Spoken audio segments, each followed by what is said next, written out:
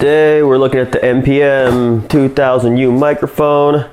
I don't even know why I bought this thing. I think I don't like my Blue Snowball. It just never performed quite as well. Didn't quite have what I was looking for in a microphone. It's a box. Comes nicely packaged. I mean, this thing's like sizable. What else do we have here? Comes in a fucking carrying case. I mean, some type of, this is pretty solid. I mean, I don't know if I'd ever throw it in a backpack, so it's kind of big, but it's kind of nice. Nicely packaged. We got some instructions that nobody ever looks at. We got the shock mount here. Seems pretty weighty. Doesn't seem cheap at all. There's a clamp. Open that. It's got a little adapter in it for the 12 different kinds of microphone threads there are. Got a USB A to, I think that's B type. I don't really know. I don't really care. Got the microphone itself in the package, and that's nice. I mean, it's got some weight to it. It's got some girth to it as well. I mean, this is like a BBM. This is okay. It's super cardioid or cardioid. All right, I'll have to say this far I'm pretty impressed. Nice packaging. It just feels like quality all over. I know back when I was a kid, Marantz was like this shit, but I think like most things, they've just outsourced it and they're trading on their name now. But what I'm gonna do is get this and just do a side-by-side test with my Blue Snowball that is about to hit the trash heap, and we're gonna see if it was worth it spending another, whatever I spent on this thing, like $60 or $70.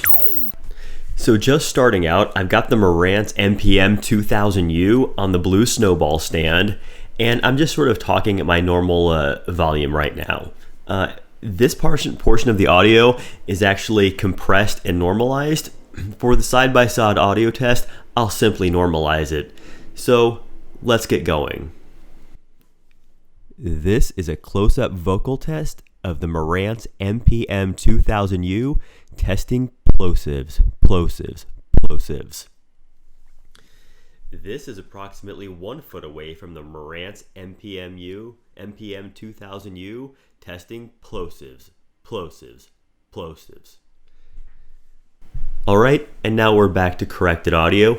Let's go ahead and move over to the Blue Snowball.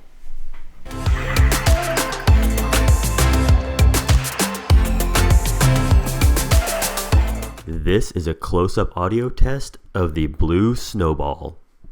Testing plosives. This is approximately 1 foot away from the Blue Snowball testing plosives.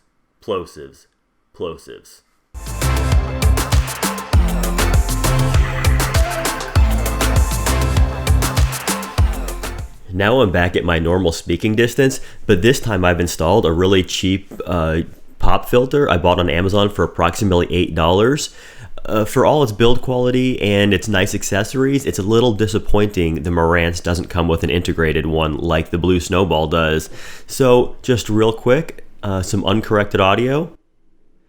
This is a test of the Marantz MPM-2000U with a This is a test of the Marantz MPM-2000U with an aftermarket pop filter testing plosives. And from 1 feet away, testing plosives. And now we're back to corrected audio. So, you know, it's a bit subjective which one is better. For the stuff I do, just some mild voiceover stuff of some of my my P-logs and some of my instructional videos, I think either would work fine. I've just never been real happy with the sound quality of the Blue. It's always sounded kind of muted and missing a lot of details, and I think the Marantz definitely does a better job here. However, whether it was worth it to basically toss the Blue in the bin and spend another $60 or $70 just for a marginal improvement, it's sort of up to you. I'm on the fence about it. I'm glad I did it. simply because it's sort of one less thing I'm going to have to worry about, because it always has taken me a few things to post-process audio. So I think it was worth it there, but you know, I probably wouldn't do it again, although it's not worth sending back. So, you know, just to recap, excellent build quality, a nice carrying case, comes with a shock mount. It does pick up details, in my opinion, better than the Blue Snowball. On the negative side, it doesn't come with an integrated pop filter, so budget another $5 to $10 for that. All right, and we'll see you in a couple days.